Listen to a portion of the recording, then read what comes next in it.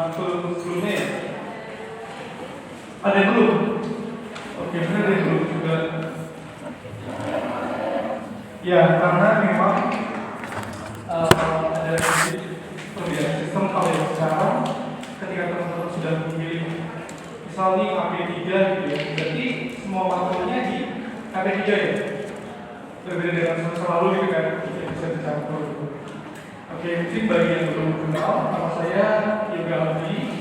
Teman-teman boleh panggil saya Mas Yoga. Saya termasuk dosen muda di Departemen Administrasi Publik. Mungkin kurang lebih sudah 2 tahun bekerja di UNGIN gitu.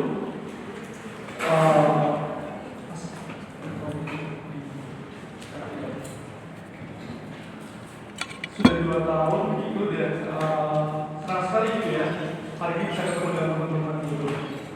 Seperti yang saya sampaikan berhubung hari ini itu terlalu sebenarnya jadwal saya dengan tahap penjagaan buku di Prodi gitu. Jadi saya pikir saya akan 30 menit. Tidak masalah ya teman-teman ya. Tapi tetap di pertemuan selanjutnya tetap sesuai dengan SSO. Karena kan kalau Jumat ya jadi yang sholat Jumat bagi teman-teman yang sudah begitu yang lagi.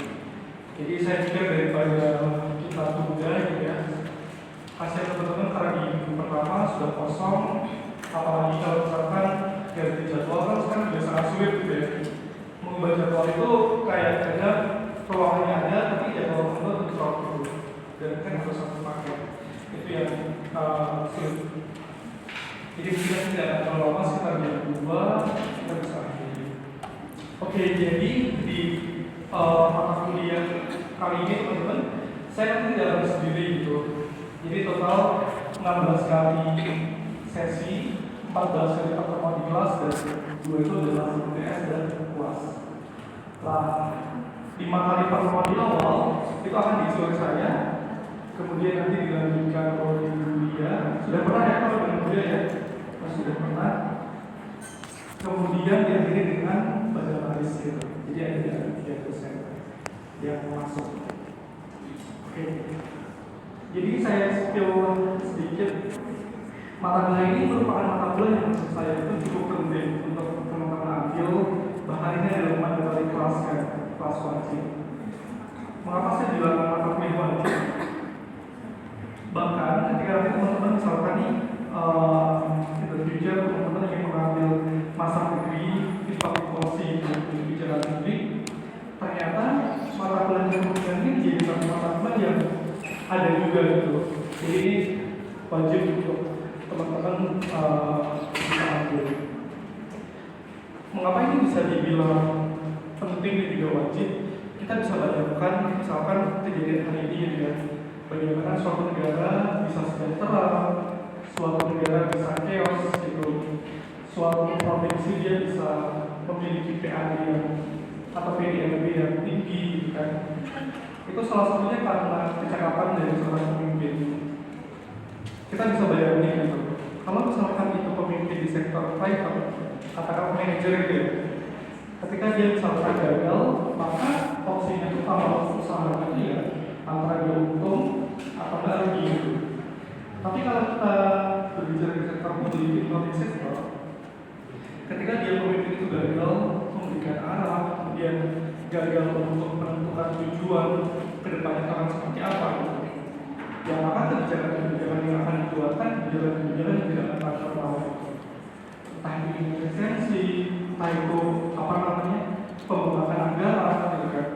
Dan kita bisa melihat kejadian ini. Jadi akan kita banyak bahas di sesi-sesi kita ke depan. Oke. Nah ini tadi saya sampaikan, jadi pembuatan SKS ini adalah 3 SKS yang termasuk yang wajib. Kemudian dari 14 kali pertemuan di kelas nanti, at least teman-teman sudah mampu nantinya memahami 3 hal ini. Saya tanya sebelumnya sudah pernah buka RPS mata kuliah ini kurikulum? Belum. Oke, nah ini untuk masih semester 3 ya. Jadi saya juga sering belajar bahasa saya. At least teman-teman kalau misalkan malas baca keseluruhan, at least membaca matriksnya gitu, matriks mata kuliah. Fungsinya apa mas gitu?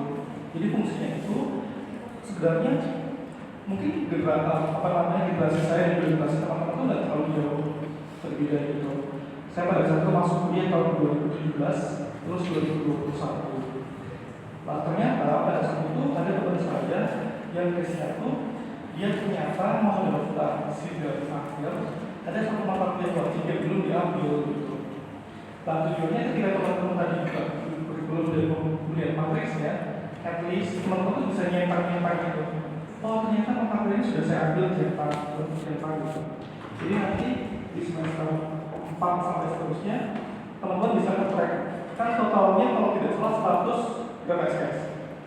144 ya. 144 ya saya kasih itu. Jadi nanti teman-teman bisa cek. Kira-kira selama semester 1, 2 sudah mengalami apa aja.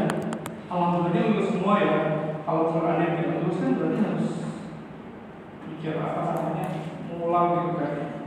Gitu. Jadi itu yang sudah teman-teman. Jadi kita kembali lagi ya di mata kuliah ini. Jadi teman-teman akan memahami bagaimana konsep dan teori dari leadership. Kemudian mengambil keputusan dari yang akan saya sampaikan. Ini penting gitu. Di sektor publik itu ketika pemimpinnya tidak cakap gitu ya, dia tidak memiliki konseptual visi ke depan akan seperti apa gitu. Ya maka kebijakan-kebijakan yang dikeluarkan yang tidak akan mampu menjawab masalah yang ada gitu. Maka dia akan berhubungan dengan decision making. Kemudian yang ketiga ini tentunya karena kita di administrasi publik akan banyak kasus-kasus yang nanti akan berhubungan dengan evaluasi. Kira-kira misalkan keputusan gitu ya yang sudah dipilih atau diimplementasikan oleh pejabat publik kita apakah sudah benar atau sebenarnya ada hal yang sebenarnya itu bisa dievaluasi dan diperbaiki. Itu ya, itu yang apa namanya akan kamu menjalankan at least dari 14 kali pertemuan. Nah ini sebenarnya ada di RBS secara keseluruhan.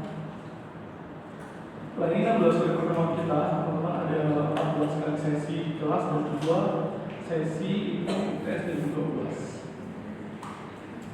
Oke, ini step by stepnya ada nomor 1, 4, 6, 7 ya. Saya akan menemani teman-teman sampai ke pertemuan ke-5 itu, masuk ke 6 itu adalah sesinya begini. Padahal dari keseluruhan RKS ini, saya sebenarnya sangat tertarik sekali di pertemuan ke-7 gitu. Jadi kalau dulu ya, karena itu ketika saya mengambil S2, ada satu mata kuliah yang itu sangat spesifik, namanya adalah policy conflict gitu. Jadi konflik kebijakan itu sangat menarik sekali teman-teman, dan ketika itu masuk di dalam satu unsur yaitu pertemuan ke-7. Jadi kalau teman-teman kadang kita lihat gitu ya, konflik itu kadang itu kalau kita melihat di administrasi publik itu tuh kadang hanya menjadi selingan gitu. Oh misalkan nih dalam suatu pembangunan gitu ya, pembangunan suatu proyek terjadi konflik antara masyarakat dengan aparat misalkan. Maka dari itu kita tidak mendalami sebenarnya penyebab konfliknya itu apa, kemudian apa yang bisa kita lakukan agar konflik itu mereda gitu. Nah, kalau memang teman-teman ingin lebih tahu gitu, sebenarnya ada teori namanya adalah policy conflict framework gitu. Jadi namanya adalah PCF. Sebelumnya sudah dapat ini tuh mata kuliah pengantar atau mata kuliah kebijakan publik gitu.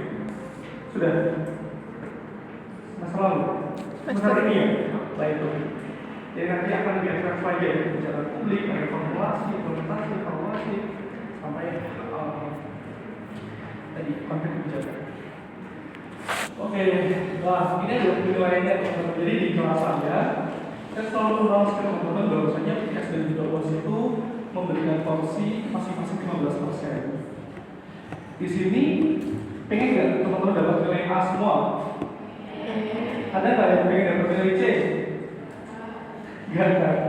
Ya, walaupun main outputnya adalah knowledge gitu ya, itu yang itu penting gitu. Tapi kalau jujur bagi saya sudah merasakan gimana S1, S2 gitu ya, Nilai itu penting karena di beberapa opportunity, misalkan untuk mau S2, untuk mau jadi scholarship, beasiswa, kadang IPK itu jadi penyebab utama gitu.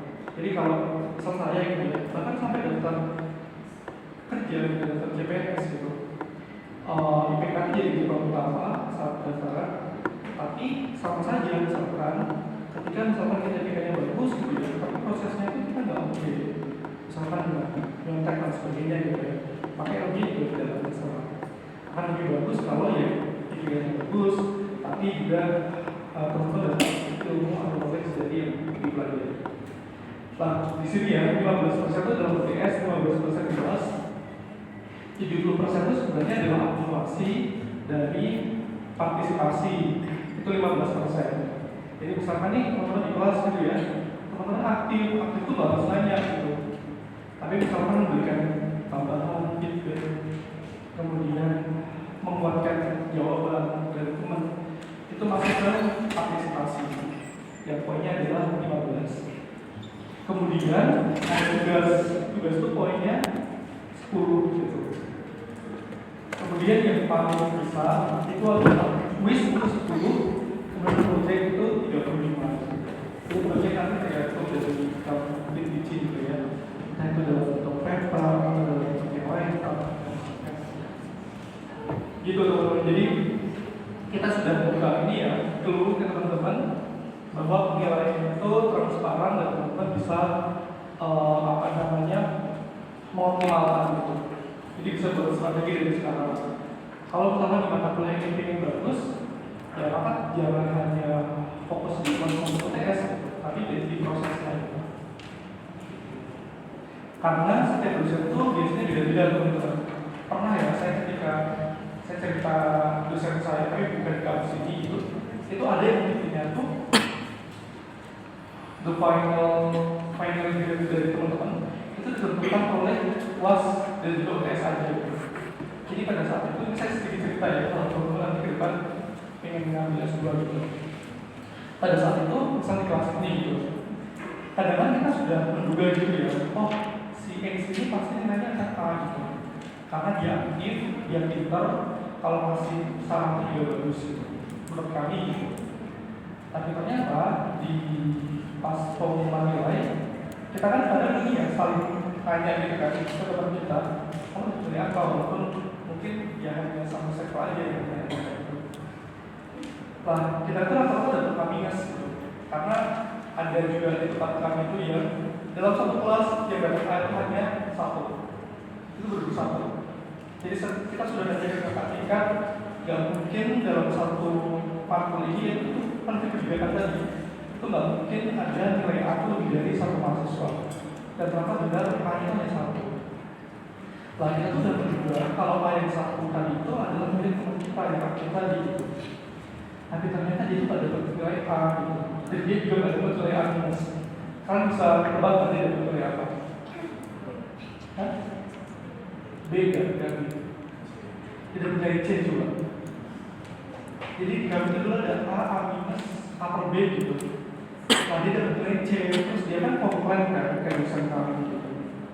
Terus dosennya itu mengatakan bahwa ternyata di kelas dia itu sistemnya bertanya atau aktif di kelas itu adalah fasilitas yang diberikan oleh dosen gitu.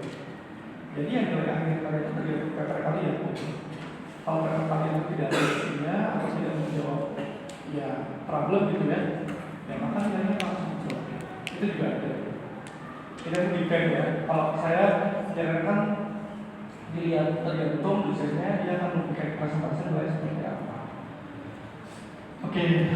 Oke teman-teman. Nah sebelum kita masuk ke materi, ini adalah referensi yang akan teman-teman pakai at least di 14 kali pertemuan, lalu bisa apa namanya jadi RPS ya. Sebelum masuk ke materi yang akan saya kasih di sini sudah dibentuk ketua kelasnya siapa? Atau formatnya? Belum. Ada yang mau menjadi ketua kelas atau format? Saya mau kenal baju nanti yang mana ya? Oke, terima kasih sudah dibuatkan dulu. Oke, yang mau jadi ketua kelas siapa? Tentunya dia akan mendapatkan ini ya, poin keaktifan berarti. Siapa yang akan jadi format atau ketua kelas di kelas AP3 ini? Karena beberapa waktu.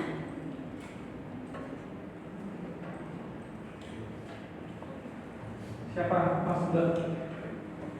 Ada yang berkenan jadi format? Semua. Ini ada yang sebelumnya belum pernah dari kedua kelas atau rata-rata udah pernah. Kalau di mata kuliah lain siapa aja yang udah pernah? Di mata kuliah lain selain kepemimpinan kemarin yang sudah jadi format siapa saja? Sudah Mas sudah yang lain? Mas apa aja? Mas di mata kuliah apa?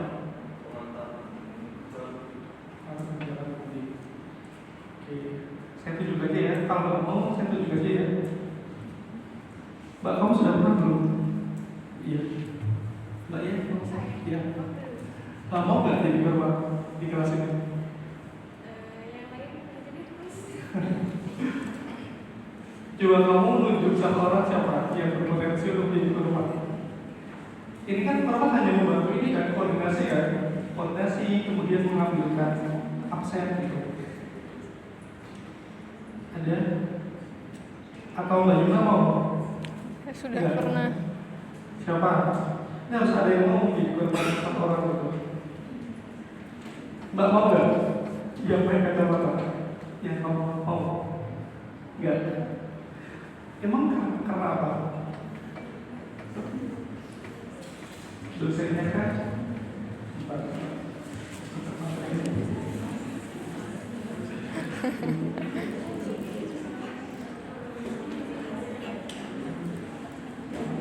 Atau yang laki-laki? Ayo, Mas, kamu mau nggak yang pakai baju ini? Jadi format? Udah pernah jadi format belum? Kamu ya? Kenapa sih? Dan tiga dosen ini siapa aja yang di apa namanya dari? Ayo harus ada format dulu baru mulai kan? Karena ini harus diambil dulu absennya. Apa ada yang mau ambil absen dulu? Ini kemarin ada semua lo di AP1 udah ada AP2 ada AP4 ada 5 AP3 ini.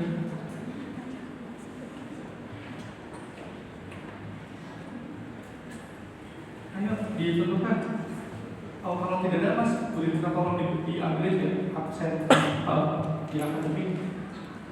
Tapi dipilih ya teman-teman formatnya salah satu dari kalian.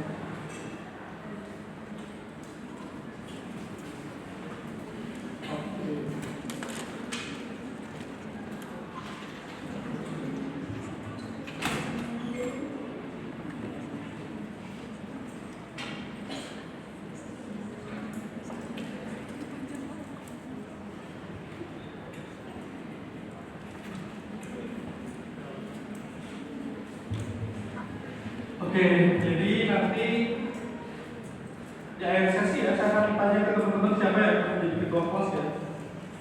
Harus ada teman-teman.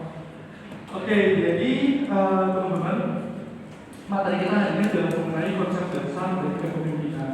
Jadi at least teman-teman nanti akan mengetahui sebenarnya kepemimpinan di sektor publik ini arahnya akan seperti apa dan mengapa sih kita harus belajar terkait kepemimpinan tersebut. Oke, jadi ini yang tadi saya sampaikan di awal. Jadi target belajar pertemuan pertama ini, at least kita jadi tahu gitu. Sebenarnya pengertian dasar pemimpin itu apa dan kepemimpinan yang dimaksud itu sebenarnya seperti apa juga. Gitu. Kemudian identifikasi unsur utama dalam proses kepemimpinan, membedakan kepemimpinan kekuasaan dan manajemen terutama. Kemudian dijelaskan mengapa konteks kepemimpinan itu penting di sektor publik, seperti saya sudah sampaikan, serta merefleksikan kualitas kepemimpinan yang ingin dilakukan. Oke, Pak, di kuliah saya selalu senang untuk mengawali dengan artikel yang relevan dengan pertemuan kita hari ini. Jadi di sini ada dua artikel yang menurut saya itu menarik. Kita artikel dari House dan Vogel, teman bisa lihat di depan. Jadi mereka itu menulis menggunakan pendekatan meta analisis. Jadi mereka mengumpulkan banyak sumber terkait leadership dan dia kemudian memberikan semacam rangkuman atau intisari sebenarnya apa yang dimaksud dengan leadership atau leader di sektor ini. Nah, sedangkan si Michael dia menulis mengenai sebenarnya apa kaitan atau hubungan antara leadership dan manajemen public administration. Ini juga menarik karena ternyata ada hubungan di antara kedua konsep tersebut yang akan kalian nanti dapatkan di slide berikutnya.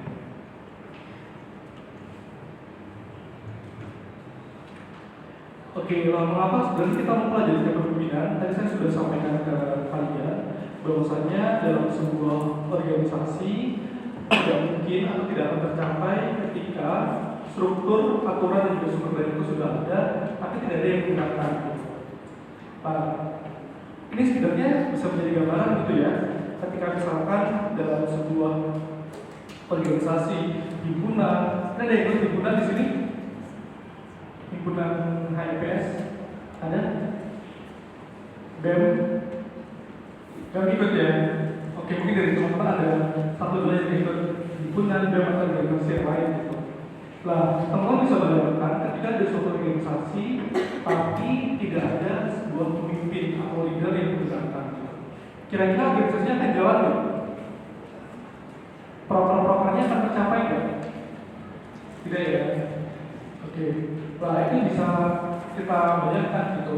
Ketika misalkan tidak ada sosok pemimpin yang mau menggerakkan suatu organisasi, maka organisasi itu tidak akan berjalan dengan optimal atau malah tidak akan berjalan. Nah, kalau kita lihat di perspektif kedua, di administrasi publik, kita bisa bilang bahwa pemimpin publik itu bekerja dalam sistem yang sangat kompleks.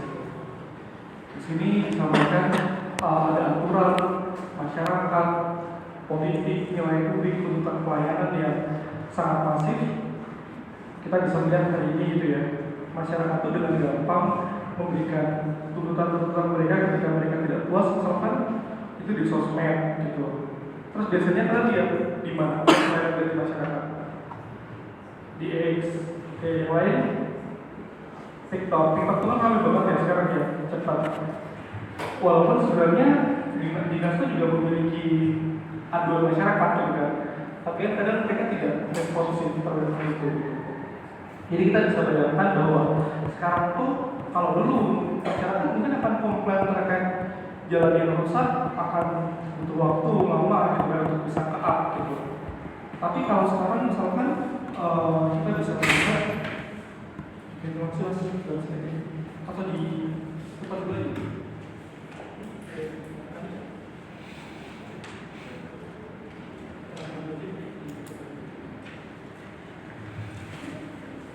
Kita bisa melihat misalnya ada jalan yang rusak gitu kan kita bisa melihat di Instagram, di story, di TikTok gitu ya, sekarang sangat cepat sekali gitu.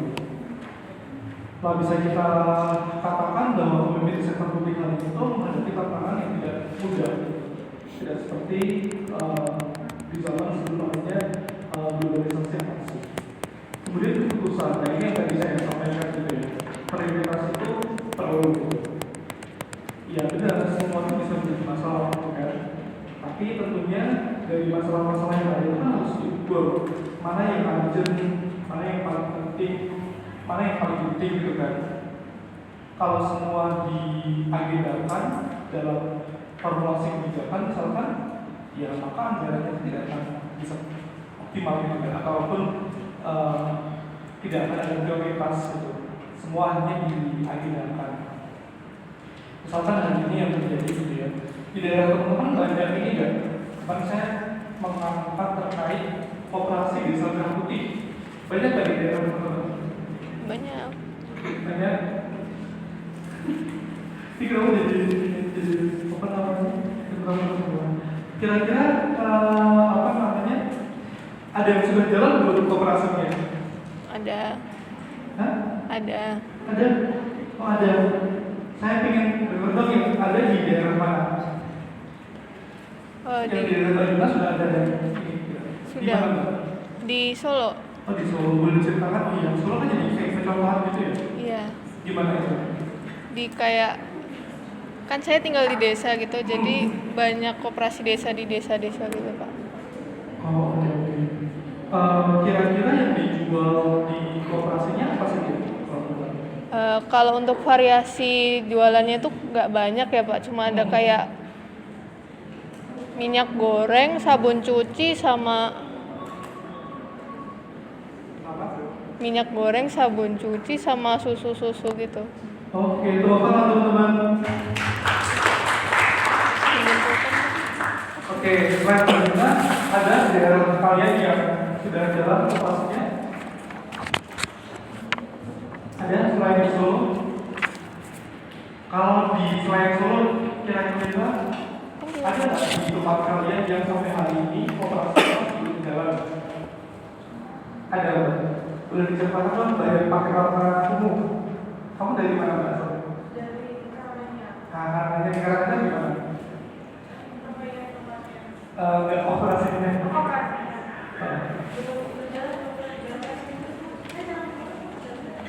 Oh, jadi di sana sudah belum jalan juga. Masih tutup. Ah, ah.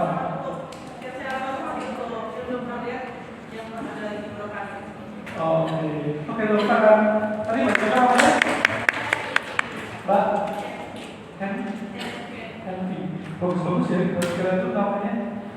Yang lain selain dari Karanganyar dan Solo, di tempat mana operasi desa Merpati masih belum buka sampai hari ini. Mbak yang pengen apa Mbak dari mana asalnya? Temanggung. Oke sama. Di Temanggung gimana? Di Temanggung gimana? Di kotanya? Di sana di daerah di Sabah sudah ada operasi yang mungkin tadi sudah apa namanya sudah mulai beroperasi belum juga. Oke, nah itu tadi kan memberikan satu gambaran ya teman-teman. Ternyata kalau kita lihat gitu ya, untuk bisa apa namanya membangun operasi tadi kan masih butuh budget yang tidak sedikit gitu. Bahkan kalau kemudian tidak gitu ya, mereka sudah ada sekitar 80.000 operasi yang aktif gitu. Tapi ada banyak organisasi yang kemudian memberikan semacam analisis kenapa misalkan tidak memperkuat operasi yang sudah ada gitu. Tapi malah misalkan tadi membangun operasi yang baru yang sampai hari itu belum bisa aktif. Kira-kira untuk teman-teman gitu ya, kan teman-teman ke depan akan menjadi ya tulis gitu karena jurusan berkaitan dengan komunikasi publik. Kira-kira bentuk ideal dari koperasi merah putih itu harusnya dia menjual produk seperti apa? UMKM, Beras, terus beras, gas, terus LPG. LPG. Kira-kira kalau misalkan hari ini kan yang dijual adalah produk-produk yang dalam tanda kutip itu kita juga bisa beli di Indomaret atau apa gitu ya. Kira-kira yang seperti itu benar nggak? Atau harusnya ada terobosan lain? Karena kan klaim dari pemerintah misalkan, oh dengan adanya koperasi ini harapannya kan bisa memutar perekonomian masyarakat lokal gitu kan.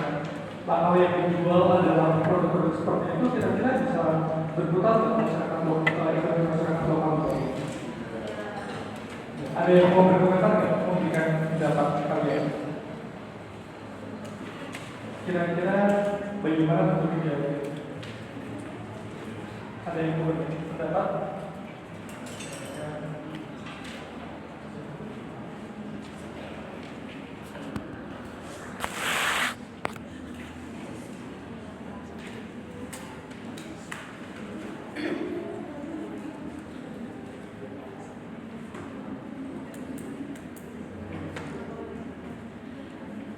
Oke, jadi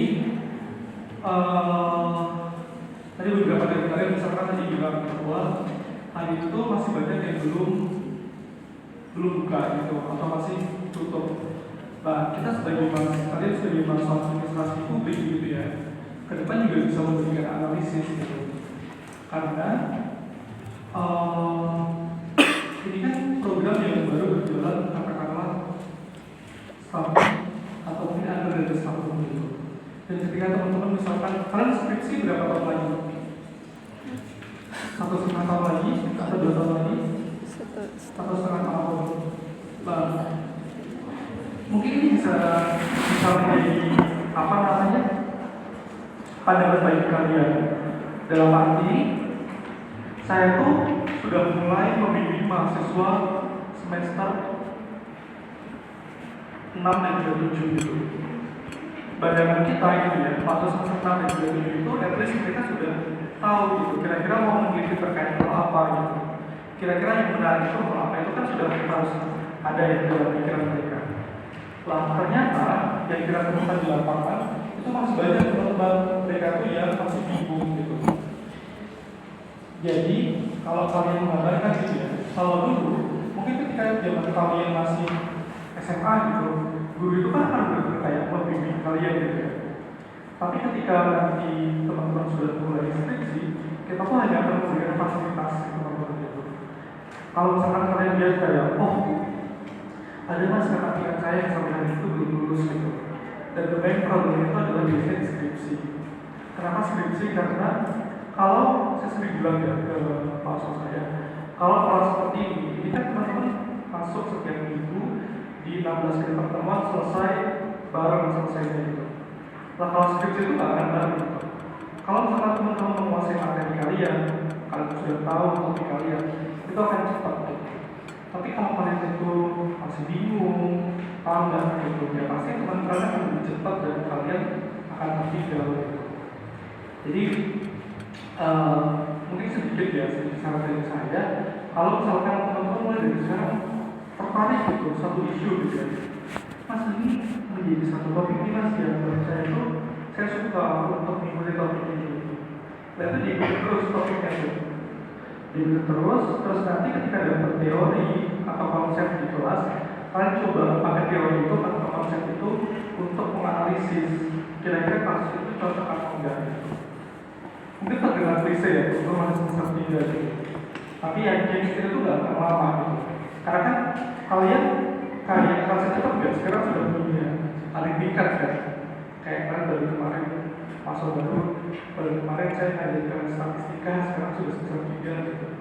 Jadi ya akan cepat banget gitu. Jadi itu yang perlu saya. Oke, kemudian di slide berikutnya di sini itu disampaikan bahwasanya ternyata jabatan itu memberikan kewenangan, tapi kepemimpinan itu membangun pengaruh gitu. Jadi di artikel dari House Vogel dia bilang bahwa ketika dia menjadi seorang pemimpin, dia itu akan mendapatkan position gitu. Jadi performanya itu melekat pada diri dia.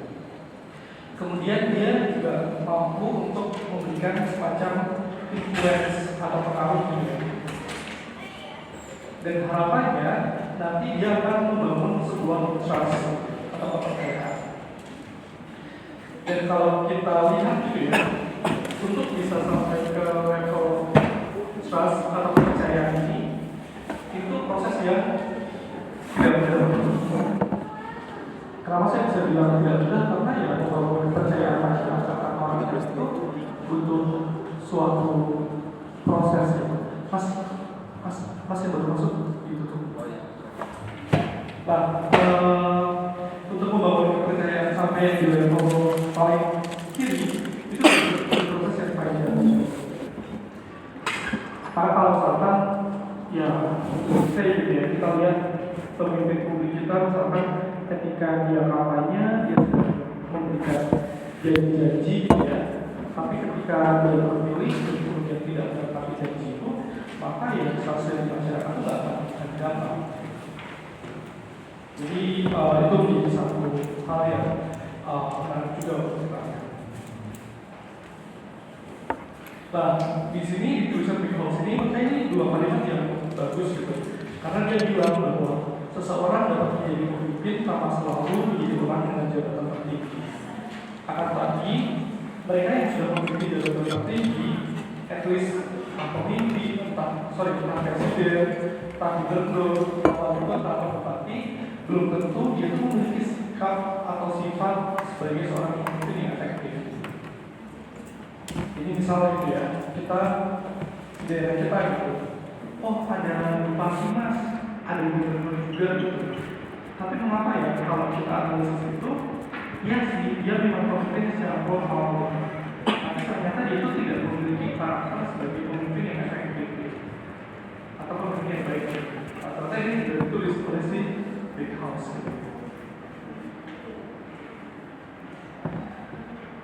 Oke, nah ini definisi secara general apa yang dimaksud dengan kepemimpinan. Dia bilang bahwa kepemimpinan adalah proses untuk mempengaruhi orang lain agar bersama-sama berjalan menuju tujuan tertentu. Nah ini menjadi hal yang teman-teman biasa sering dengar gitu ya. Suatu proses itu disebut dengan pengaruh untuk bisa mempengaruhi orang lain. Dan tentunya kalau dalam proses kepemimpinan itu, misal tadi saya berikan contoh himpunan gitu ya pasti di situ ada yang harus menjadi pemimpin atau ketua himpunan, ketua divisi atau departemen, tapi juga harus ada yang mau dipimpin gitu, as a whole gitu. Jadi nggak bisa kalau misalkan dalam satu ruangan ini semua ingin jadi pemimpin gitu. Harus ada yang mau jadi pemimpin, harus ada yang mau dipimpin.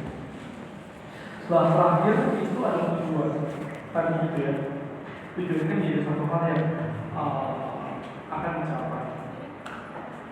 Oke, di sini ada dua terminologi yang bisa kita ikuti, yaitu pemimpin dan juga kepemimpinan. Jadi kalau pemimpin itu merujuk pada orangnya, kalau kepemimpinan itu merujuk pada proses. Ini ada yang pernah dengar satu tokoh pemimpin namanya adalah Pak Ignatius Jonan. Ignatius Jonan, ada yang tahu? Tahu. Ayo, tahu. Boleh diceritakan nggak? Gimana? Sedikit aja. Dia tokoh di apa namanya? Di bidang apa? Di perkereta apian. Terus? Beliau itu terkenal karena mampu memodernisasi industri perkereta apian di Indonesia. Oke, tepuk tangan. Betul. Nah, ya,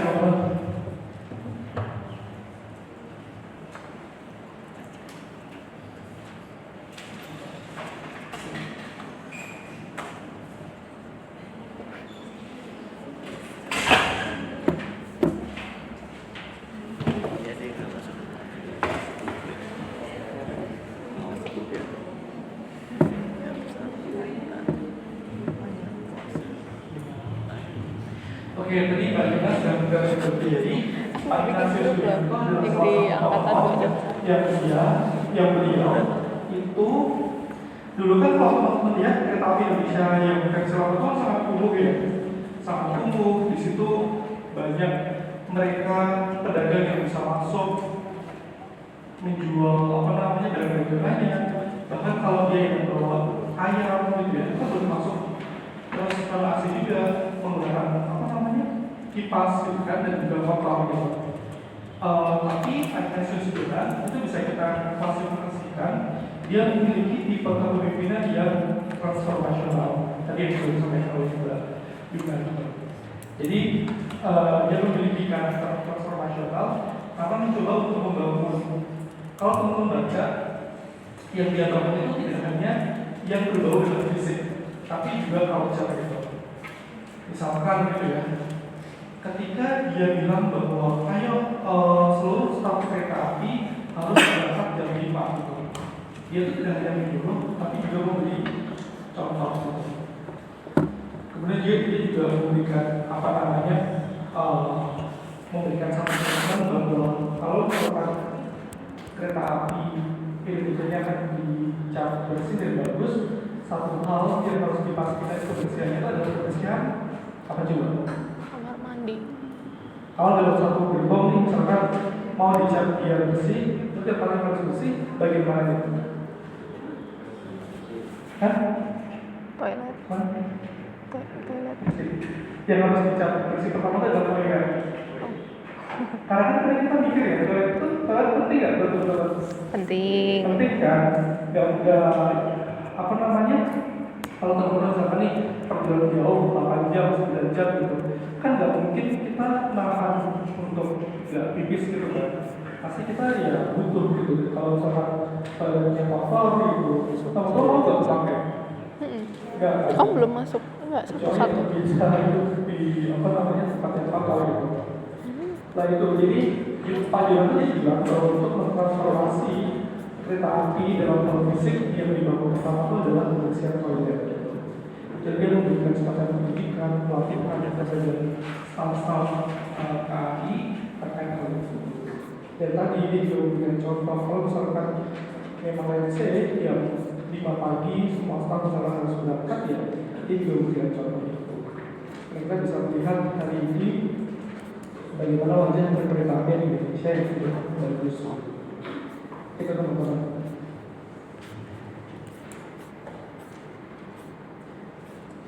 Oke, nah ini beberapa perspektif tentang kepemimpinan gitu ya. Ada influence, ada di public sector ini tadi sudah saya sampaikan. Jadi kalau yang dari dua-dua ini sebenarnya dia punya satu e-book atau satu buku yang membahas tentang leadership, terutama di sektor publik, mengenai bagaimana orang-orang itu bagaimana proses gitu ya, mempengaruhi.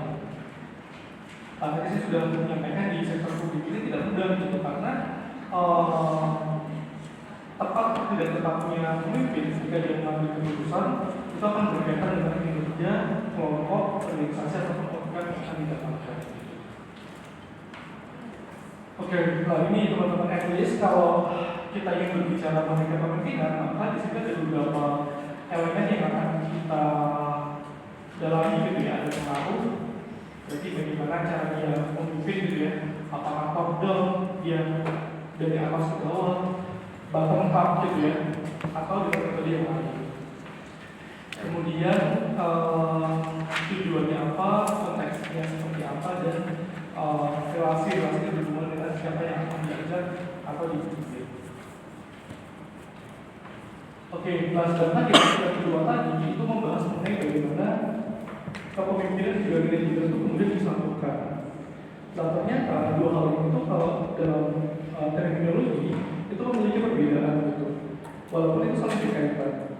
Jadi kalau manajemen itu lebih ke prosesnya bagaimana sih dalam dia menata gitu ya. Tadi misalkan kita berbicara mengenai pajangan gitu, kira-kira step by step penataan kereta api dari yang old sampai ke modern seperti saat ini itu prosesnya melewati masa-masa jadi perencanaan, anggaran, prosedur gitu. Tapi kepemimpinan dia akan menentukan arah gitu, arahnya seperti apa gitu. Dia akan memberikan guidance gitu. Pastinya ya seorang pemimpin akan memiliki visi gitu ya.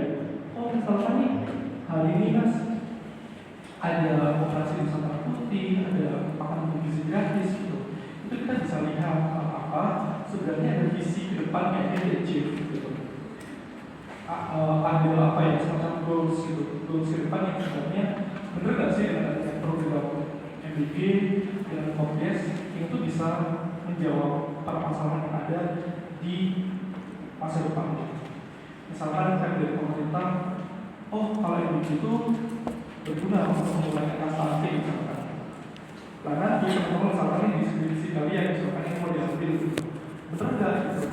Oh ternyata kan selama 3 tahun gitu ya, karena teman-teman status apa di depan ini kan 2-3 tahun program ini berjalan, misalkan benar sih mas mampu menjawab permasalahan itu, tapi ternyata ada beberapa hal yang perlu diperbaiki misalkan.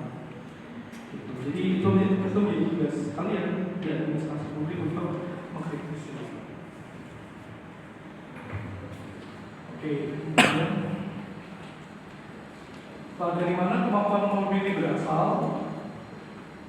Ini bisa berasal dari aturan jabatan juga kewenangan. Jadi biasanya ada aturan yang sudah memang jelas gitu ya mengenai kepemimpinan.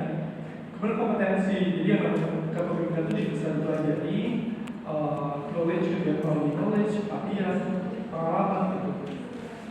Termasuk kalian misalkan kayak, oh ya wajar sih misalkan dia menjadi bupati atau wali kota misalkan, karena misalkan sejak SMP, SMA, kuliah dia sudah terbiasa menjadi seorang pemimpin gitu. Itu kan berarti dari experience, dari pengalaman. Kemudian relasional itu berarti berasal dari ada trust, ada komunikasi, dan juga dari empati. Ini yang tidak mudah gitu. Jadi kalau pemimpin itu sudah apa ya tadi ya tidak memiliki arah gitu ya, dia sudah semuanya sendiri, kemudian tidak. Kalau kita karena administrasi publik kita pasti berbicara evidence gitu, ada data, ada fakta. Nggak mungkin yang kayak, oh Pak ini tuh apa namanya, misalnya gitu, menciptakan objek karena wangsit misalnya, itu kan enggak respon video gitu, kita enggak respon seperti itu. Harusnya gitu ya, karena kita dari administrasi publik, kita kemudian akan berbicara bahwa oh ada suatu objek misalkan karena misalkan di grassroots atau di bawah itu masih belum terjadi perputaran perekonomian secara masif. Tapi kemudian kita bisa kritisi itu apakah perputaran ekonomi yang tidak masif tadi itu hanya bisa dibicarakan dengan objek atau ada cara lain misalkan yang sebenarnya itu bisa lebih efektif, efisien, lebih bermanfaat, dan juga lebih bermanfaat. Itu menjadi satu hal yang bisa kita kritisi. Kemudian yang terakhir adalah teladan. Ini yang sulit juga ya, dimana dia kemudian menjadi tokoh publik, menjadi leader, tapi dia juga menjadi teladan. Dan saya pikir seperti Pak Iman pun dia juga menaruh apa yang legitimasinya dia gitu. Pasti nanti kita berbicara kalau kita melihat oh kenapa sih kalau Indonesia bisa bagus, ya kita akan kompak menjawab ya karena Pak Jonan gitu kan. Jadi ya ada sisi positif ketika dia selama era kepemimpinan yang bagus pasti dia akan dikenal juga gitu. Oke, ini ada 6 hal yang akan dilakukan seorang pemimpin. At least itu teman bisa cek juga di blog nanti kalau ingin membaca lebih detail, menetapkan arah, memobilisasi, membangun hubungan, mendorong keputusan, menjaga dan juga mengelola perubahan. Oke, sebelum saya lanjutkan, teman-teman bisa ini dulu ya, absen dulu saja ya. Nanti saya. Oke, bisa absen dulu.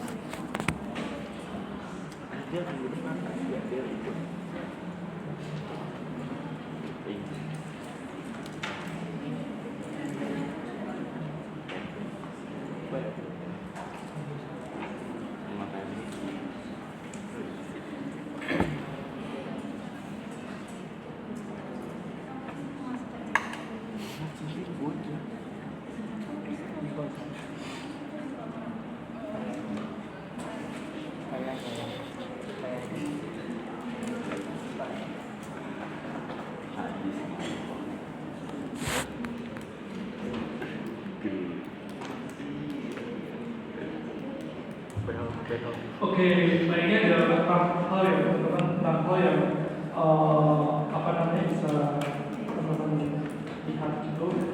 At least ini akan dijawab untuk mungkin sekelas ini. Terutama kalau kita berbicara mengenai mengelola perubahan gitu. Kita bisa lihat ketika dulu pada saat COVID-19 teman-teman kelas berapa? Kelas SMP. SMP. SMP kelas berapa? Satu, dua. Oke lah, kalau kita lihat di situ, kita kan kerasa banget ya kalau dulu misalkan ya kondisi apa namanya kondisi negara stabil, kemudian mau tidak mau karena ada bencana internasional dalam bentuk apa namanya kesehatan tadi, maka mau tidak mau tuh setiap pemimpin di suatu negara itu di-challenge untuk bisa menyelesaikan masalah itu.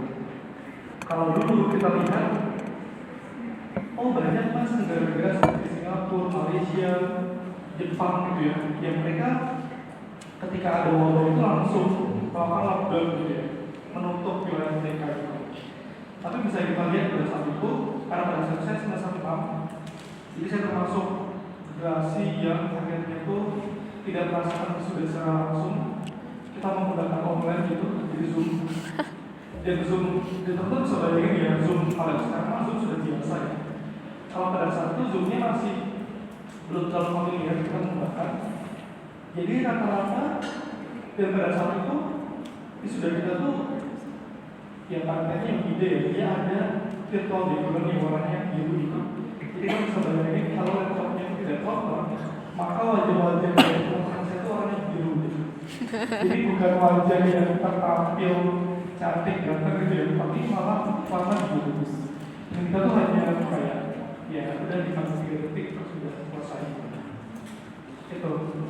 Nah kembali lagi kalau kita lihat dulu tuh kita masih kayak dekat gitu ya, karena pada saat itu pemerintah kita masih bingung kita tuh mau menutup akses atau membuka seperti dalam kondisi normal.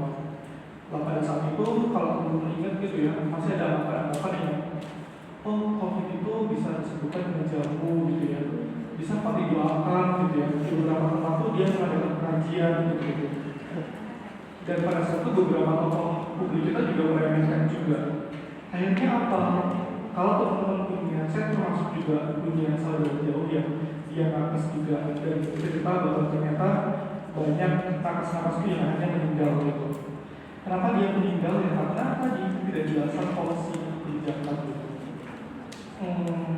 Sampai akhirnya ada kebijakan PSBB dan pada saat itu kita masih di antara ekonomi dan juga kesehatan. Jadi separuh-separuh gitu, kita nggak nutup banget ekonomi kita, tapi kita juga tetap concern dengan kesehatan.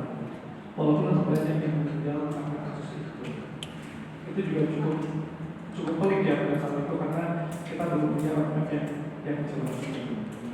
Tapi kalau kita lihat negara-negara lain itu negara-negara besar gitu ya, mereka belum punya data yang memang sudah mumpuni itu, yang akhirnya ketika terjadi case atau kasus, ya mereka melakukan tindakan yang benar-benar dengan cepat gitu. Karena kalau teman-teman ingat pada saat itu Menteri Pariwisata kita tuh malah membuka apa namanya keran-keran ekonomi dengan cara memberikan diskon bagi wisatawan asing yang mau ke Indonesia, ke Bali gitu. Kita bisa bayangin ya pada masa COVID, pada masa chaos, tapi malah kita membuka akses itu. Ya pada saat itu dosen saya juga bilang kayak siapa yang mau bisa ke Indonesia tapi sedang fase apa namanya sedang fase chaos seperti itu. Jadi itu menggambarkan bahwa oh berarti pemimpin publik itu bukan suatu hal yang remeh. Mereka tuh mikir satu kendali, ketika itu tidak benar ya maka ada pendapat akses itu. Dan biasanya kan yang paling keren kan yang di bawah kan. Kalau kemarin kita lihat di kasus COVID-19 berarti ya nakes itu bagaimana mereka harus mengaktifkan di dalam rumah sakit. Dan mereka juga mau kerja juga itu bisa bekerja gitu.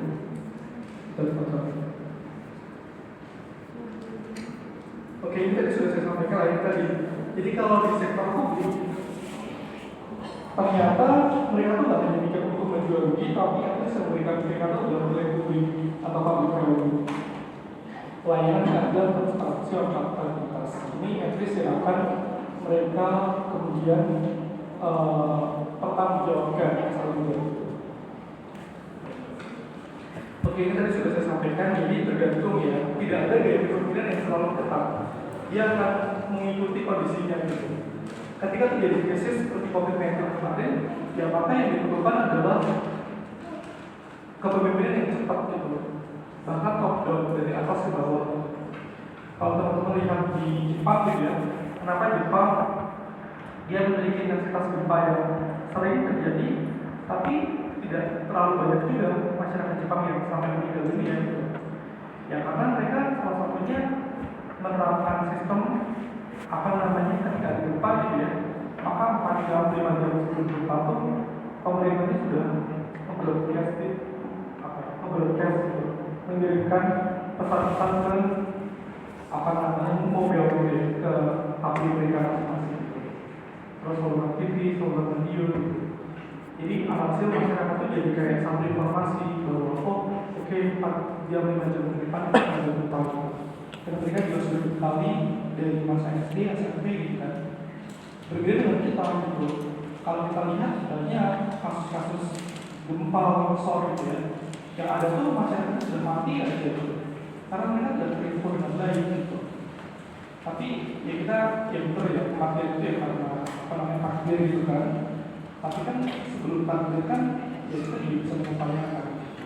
Nanti teman-teman akan belajar di manajemen bencana. Jadi ada tata kelolanya sebenarnya. Ada sih disaster, ada bencana gitu. Tapi what should we do gitu?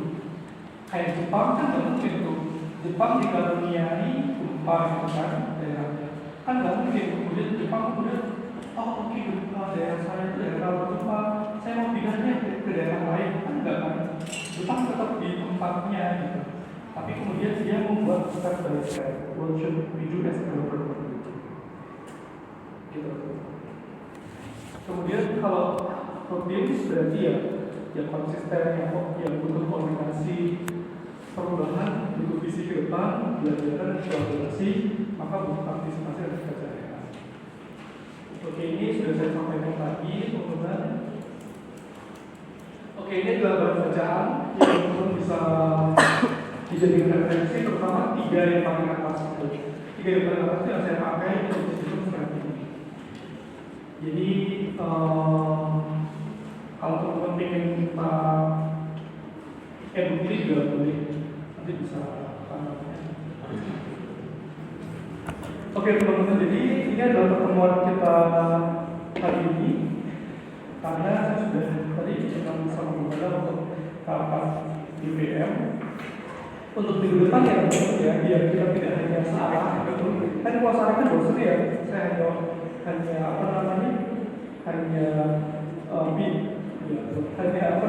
cerita bukan, aku tiba-tiba semalam di WA suruh bikin grup. Kita akan coba terapkan presentasi secara kelompok gitu. Ini jumlah mahasiswanya berapa? 50 ya? 50, maka akan saya bagi, karena saya 5 kali masih 4 ya, akan saya bagi 8. Jadi kalau dibagi 8, satu kelompok isinya 5. Ada yang 6, ada yang 7, ya enggak? Ya kan? Oke, nah saya mau nanya, kira-kira kelompoknya kan ada 8. Kira-kira teman-teman akan pilih sendiri anggapannya atau berhitung? Pilih sendiri. Oke, kalau pilih sendiri, nanti silakan buat listing di grup dari kelompok 1 sampai kelompok 8. Nah, khusus untuk minggu depan, yang presentasi hanya kelompok 1 dan kelompok 2. Kelompok 3 sampai kelompok 8 tugasnya apa mas? Tugasnya nanti ketika ada yang presentasi, teman-teman fokus gitu, fokus dan memberikan bisa feedback, bisa memberikan pertanyaan atau penguatan gitu. Lah, nanti akan saya sampaikan di grup karena sekarang kan pulau masih belum besar. Jadi nanti pengumpulan tugasnya di Stripe gitu.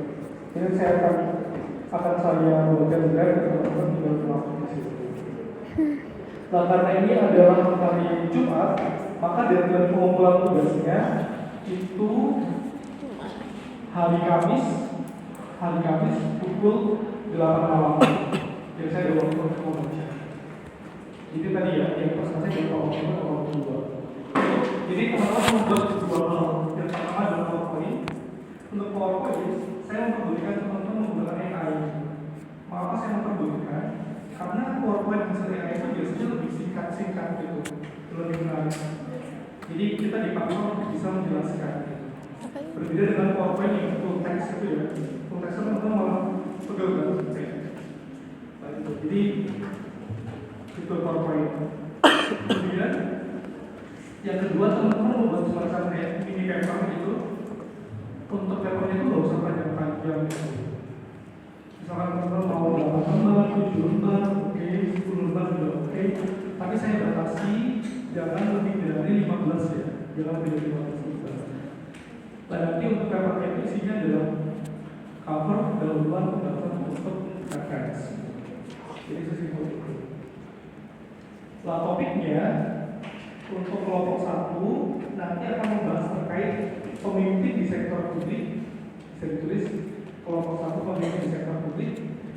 Yang nomor kelompok 2 adalah kepemimpinan di sektor publik. Jadi saling terkait, tapi yang pertama lebih ke leadernya, yang kedua kepemimpinan. Dan ini nggak harus kaku banget ya teman-teman ya. Misal teman-teman ingin ngangkat satu tokoh atau satu contoh gaya kepemimpinan juga tidak masalah. Oke, itu yang sudah saya sampaikan. Ada yang mau ditanyakan dulu?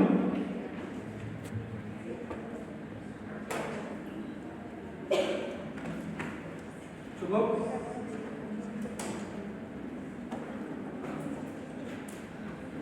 Pak, sebenarnya untuk kelompok yang 3, 4 sampai 8 itu materinya dikirimnya di Nah, kalau di kelas saya biasanya sih baru menyampaikan di depan gitu. Tujuannya adalah apa? Agar setiap kelompok itu punya waktu seminggu gitu. Karena kalau disampaikan hari ini itu kan kelasnya ya kelompok 1 dan 2 kan. Jadi akan mengumpulkan kelompok yang terakhir gitu. Jadi nanti kayak bertahap gitu mas. Jadi minggu depan saya akan menyampaikan untuk kelompok 3 dan 4 gitu. Oke, the last session saya ingin nanya ketuanya siapa ini? Ketua kelasnya? Atau nanti teman-teman akan duduk dulu? Gimana? Mas, kamu sudah jadi ketua kelas belum? saya sudah Di matkul apa? santri. Di semester ini? Iya. Oh, kayak yang lain belum pernah jadi ketua kelas.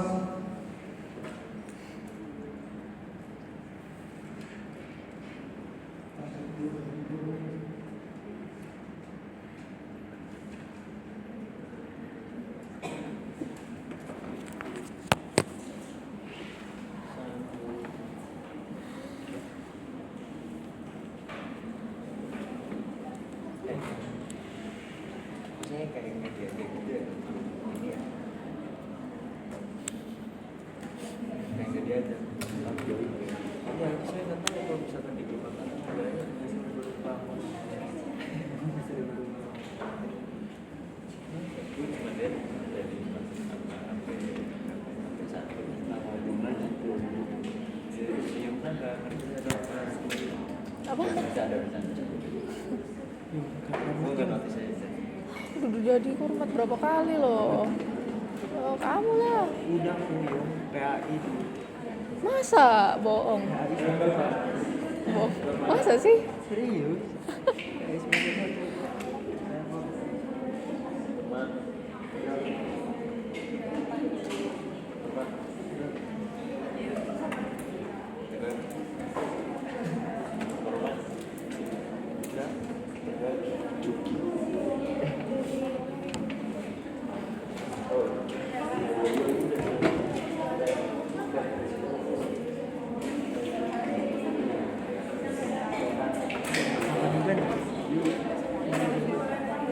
udah mau kenok nih. Makan apa?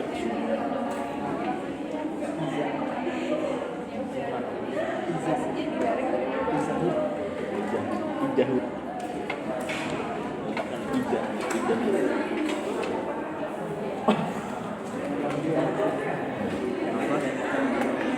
Udah? Waduh. 2 kali loh. Selalu. Mau lah, biar nyobain.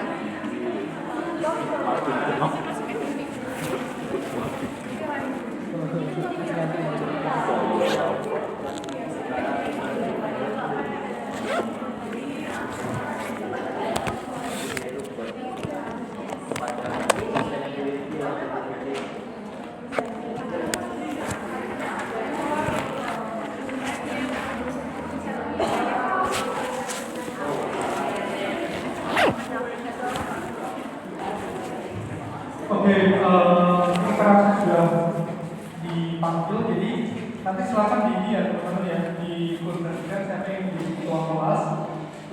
Pokoknya besok sebelum kelas sudah terpilih ya, sudah terpilih 1 orang di koordinator. Dan apa namanya, nanti untuk listing kelompoknya bisa disampaikan setelah ini di grup kelas, sehingga nanti bisa share ke teman-teman kira-kira di komunitas seperti apa. Oke, sudah tertarik semua? Sudah ya? Oke, jika sudah, saya akan tutup kelas hari ini. Kita akan ketemu di minggu depan di pukul 13.30.